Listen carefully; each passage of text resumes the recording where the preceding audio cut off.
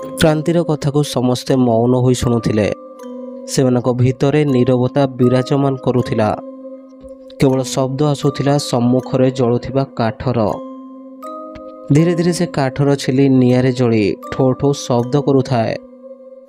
ସୌମ୍ୟ ସମସ୍ତଙ୍କ ମୌନତାକୁ ଖଣ୍ଡ କରି କହିଲା, ଆରେ ସେ ପାତ୍ର ଭିତରୁ କାଗଜକୁ ଗୋଳାଇ ଗୋଟିଏ କାଗଜ ଉଠାଅ। ଦେଖିବା ଏଥର କାହାର ପାଳି ପଡ଼ୁଛି ଓ କ'ଣ ଶୁଣିବାକୁ ମିଳିବ। ଲଲିତ ସେ କାଗଜ ଖଣ୍ଡ ଭିତରୁ ଗୋଟିଏ କାଗଜ ଉଠାଇ ଆଣିଲା, ଯେଉଁଥିରେ ଲେଖା ଥିଲା ତୁଷାର।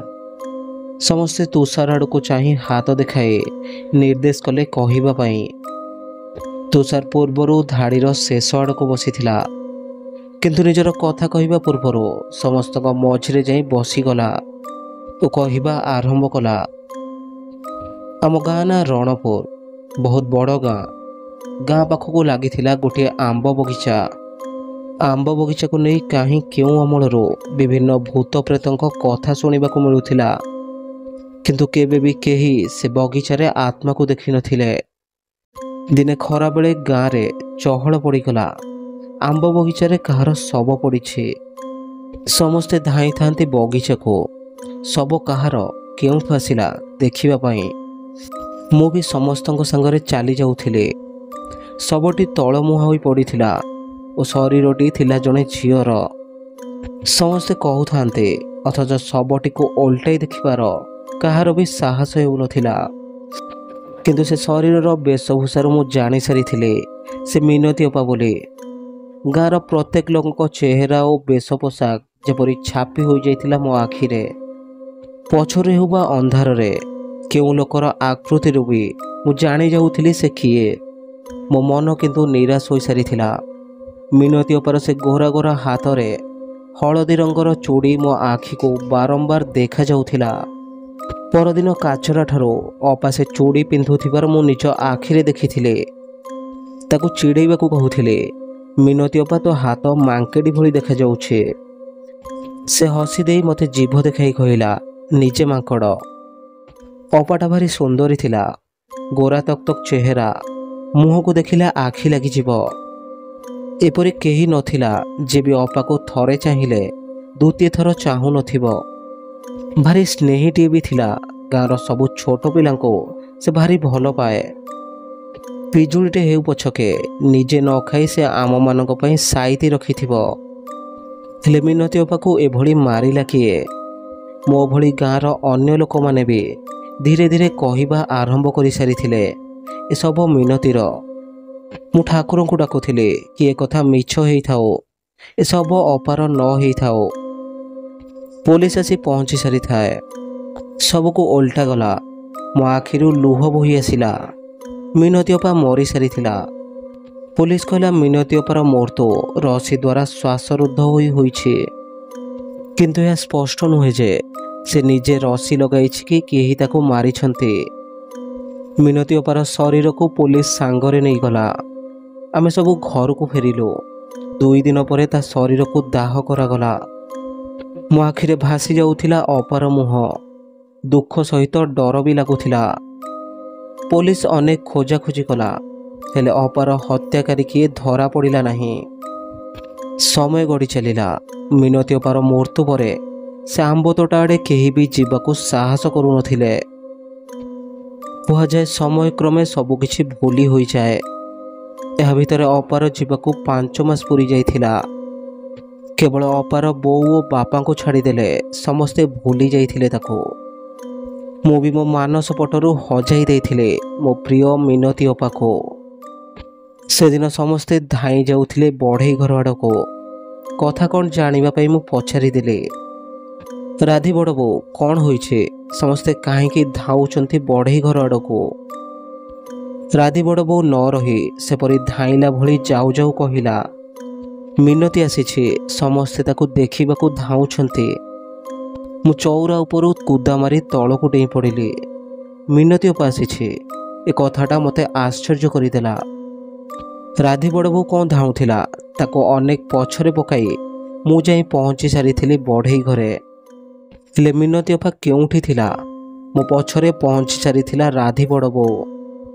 ତାକୁ ଧୀରେକି ପଚାରିଲି, ବଡ଼ ବୋଉ ଅପା କାହିଁ? ରାଧି ବଡ଼ ବୋଉ ହାତ ଦେଖାଇଦେଲା ଦେବୁ ଭାଇର ସ୍ତ୍ରୀ ଆଡ଼କୁ ଓ କହିଲା, କବିତା ଦେହରେ ମିନତିର ଆତ୍ମା ପ୍ରବେଶ କରିଛି।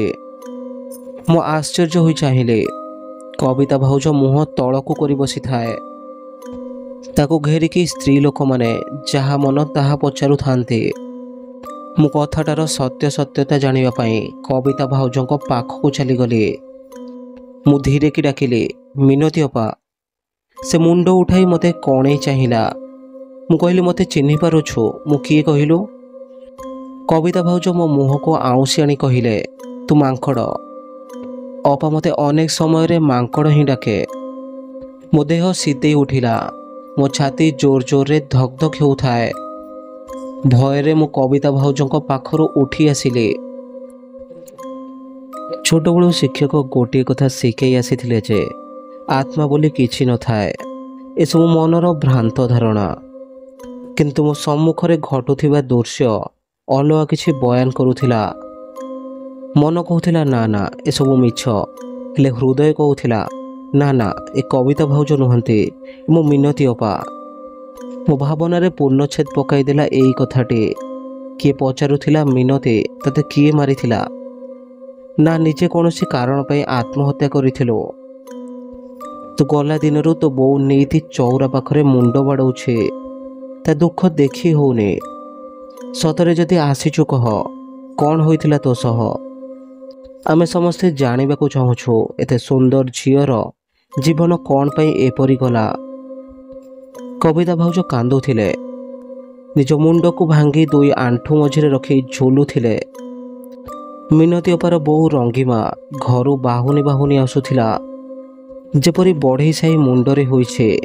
ମିନତିଲ ମୋ ମା ମିନତି ବୋଲି ଚିତ୍କାର କରି ଯେପରି କାନ୍ଦିଛି। କବିତା ଭାଉଜ ସେ ଖଟରୁ ତଳକୁ ଡେଇଁ ପଡ଼ି ଧାଇଁବାକୁ ଲାଗିଲେ। ରଙ୍ଗିମାକୁ ଦେଖି କୁଣ୍ଢେଇ ପକାଇ ଛାତି ଫଟେଇ କାନ୍ଦିବାକୁ ଲାଗିଲା। ରଙ୍ଗିମା କବିତା ଭାଉଜର ଚୁଟିକୁ ସଜାଡ଼ି ଦେଉଥିଲା। ଗୋଡ଼ ଲମ୍ବାଇ ସେହି ରାସ୍ତାରେ ବସିଗଲା। କବିତା ଭାଉଜ କାନ୍ଦି କାନ୍ଦି ରଙ୍ଗିମାର କୋଳରେ ଶୋଇପଡ଼ିଲା। ଭିଡ଼ରେ ଗଦା ହୋଇଥିବା ଲୋକମାନେ ସମସ୍ତେ ବାକ୍ୟ ଶୂନ୍ୟ ଥିଲେ। କାହା ପାଟିରୁ ପଦେ କଥା ବାହାରୁ ନଥିଲା, କିନ୍ତୁ ଆଖି ସମସ୍ତଙ୍କର ଓଦା ଥିଲା। କବିତା ଭାଉଜର ଶାଶୁ କହୁଥିଲେ, ରଙ୍ଗିଲୋ ତାକୁ ନେଇକି ଘରକୁ ଆସ। ନୂଆ ବୋହୂଟା ମୋର ଏମିତି ରାସ୍ତାରେ ପଡ଼ିଛି। ତୁ ଆ, ମୁଁ ତୋ ବେଦନା ବୁଝୁଛି। ଚାଲ ଘରକୁ ନେଇଯିବା। ତୋର ଯାହା ପଚାରିବାର କଥା ସେଇଠି ପଚାରିବୁ। ଚାହିଁ ରହିଥିଲି ମିନତି ଅପାକୁ, ସେ କେତେବେଳେ କହିବ ତାର କ'ଣ ହୋଇଥିଲା। ରଙ୍ଗିମା କାନ୍ଦ ବନ୍ଦ କରି କହିଲା, କହ ମା, ତୋର କ'ଣ ହୋଇଥିଲା? କିଏ ତୋ ଜୀବନ ନେଲା? ତୁ ଥରେ ଖାଲି ତା ନାଁ କହ, ମୁଁ ତାକୁ ଜୀବନ୍ତ ଜଳାଇ ଦେବି। ତୋ ବାପା ନେଇତି ଯାଉଛି ଥାନାକୁ, ହେଲେ ସେ ପୋଲିସ ବାଲା ସେଇ ଗୋଟିଏ କଥା କହୁଛି, ଆମେ ଖୋଜୁଛୁ, କିଛି ମିଳିଲେ ନିଶ୍ଚିତ କହିବୁ। ମୁଁ ତ ଆଶା ଛାଡ଼ି ଦେଇଥିଲି। କାନ୍ଦି କାନ୍ଦି କହୁଥିଲା ରଙ୍ଗିମା। କବିତା ଭାଉଜ ହଠାତ୍ ଭୋସ୍ କରି ଉଠି ବସିଗଲେ। ରଙ୍ଗିମାର ପାଖକୁ ଲାଗି ଆସିଲେ ଆଉ ଧୀରେ କି କହିଲେ, ମୁଁ ସେଦିନ ଆମ୍ବ ବଗିଚାକୁ ଯାଇଥିଲି। ଗୋଟିଏ ବଡ଼ ଶୁଖିଲା ଆମ୍ବ ଡାଳ ଗଛରେ ଲାଗିଥିଲା। ମୁଁ ଭାବିଲି ଘରକୁ ନେଇ ଆସିବି। ଗାଁର ବିପିନ ସେ ବଗିଚାରେ ଲୁଚିଥିଲା। ମୋତେ ପଛରୁ ମାଡ଼ି ବସିଲା। ମୁଁ ତାକୁ ପ୍ରତିରୋଧ କରିବାରୁ ସେ ମୋ ବେକରେ ରସିରେ ମାଡ଼ି ବସି ଧରିଲା। ମୁଁ କିଛି କରିପାରିଲିନି। ମୋ ନିଶ୍ୱାସ ବନ୍ଦ ହେବା ପରେ ଛାଡ଼ିକି ଚାଲିଗଲା। ଏକା ନିଶ୍ୱାସରେ କହିଗଲା କବିତା ଭାଉଜ। ସମସ୍ତେ କାନକୁ କାନ କୁହାକୁହି ହେଉଥିଲେ, ଆଲୋ ସେ ବିପିନଟାକୁ ଏତେ ଭଲ ଭାବୁଥିଲୁ, ସେ ତ ତଳମୁହାଁ ମଣିଷ ମାରିଦେଲା। ବିପିନ ଥିଲା ବିବାହିତ ପୁରୁଷ, କାହାକୁ କିଛି ନ କହିବା ଓ ଚୁପଚାପ ରହିଲା ଭଳି ପିଲା। ମିନତି ଅପାର ମୃତ୍ୟୁ ପରେ ପୁଲିସ ଗାଁର ଅନେକ ଯୁବକଙ୍କୁ ନେଇ ପଚରା ଉଚରା କରିଥିଲା, କିନ୍ତୁ ଏ ବିପିନ ଉପରକୁ କାହାର ସନ୍ଦେହ ଯାଇନଥିଲା। ସମସ୍ତେ ମିନତି ଅପାକୁ ଦେଖୁଥାନ୍ତି। ମୁଁ ଧାଇଁଗଲି ବିପିନ କ'ଣ କରୁଛି ଦେଖିବା ପାଇଁ। ମୁଁ ତା ଘର ପାଖରେ ଲୁଚିକି ଦେଖିଲି। ସେ ଘରରୁ ବାଡ଼ି ଓ ବାଡ଼ିରୁ ଘର ଯାଆସ କରୁଥାଏ। ମିନତି ଅପା କବିତା ଭାଉଜର ଶରୀରରେ ପ୍ରବେଶ କରିଥିବା କଥା ତା କାନରେ ବାଜି ସାରିଥିଲା। ଝଡ଼ା ଫୁଙ୍କା ପରେ କବିତା ଭାଉଜ ସୁସ୍ଥ ହୋଇଗଲେ, କିନ୍ତୁ ଗାଁ ଲୋକେ ଯାଇ ଥାନା ଘେରାଉ କରିନେଲେ। ପୁଲିସ ବାଧ୍ୟ ହୋଇ ବିପିନକୁ ଘରୁ ଉଠାଇ ନେଲା। ପ୍ରଥମେ ସେସବୁ ମନା କରୁଥିଲା, କିନ୍ତୁ ଯେପରି 10-12ଟି पुलिसर लाठी पड़ी सब मानिगला। आ सबुठु आश्चर्यर कथा थिला जे कविता भाउज जहाँ जहाँ कही ठीक से विपिन कहला। से घटना को 15 वर्ष आसी हेलानी विपिन को आजीवन कारादंड होइछे। सेबेठारु मुझे आंब बगीचा को एका जाइने भल से जानी वर्तमान पर्यंत मिनती अपा से आंब बगीचारे घूरी बुलुछे। तुषार कही सारी दीर्घ निश्वास नेला। समस्ते चुप हो जाइथिले। समस्त मौनता को भांगी से पात्र भितर पुनः गोटे कागज खंड उठा जाई सारी थिला, जो लेखा थिला सौम्य।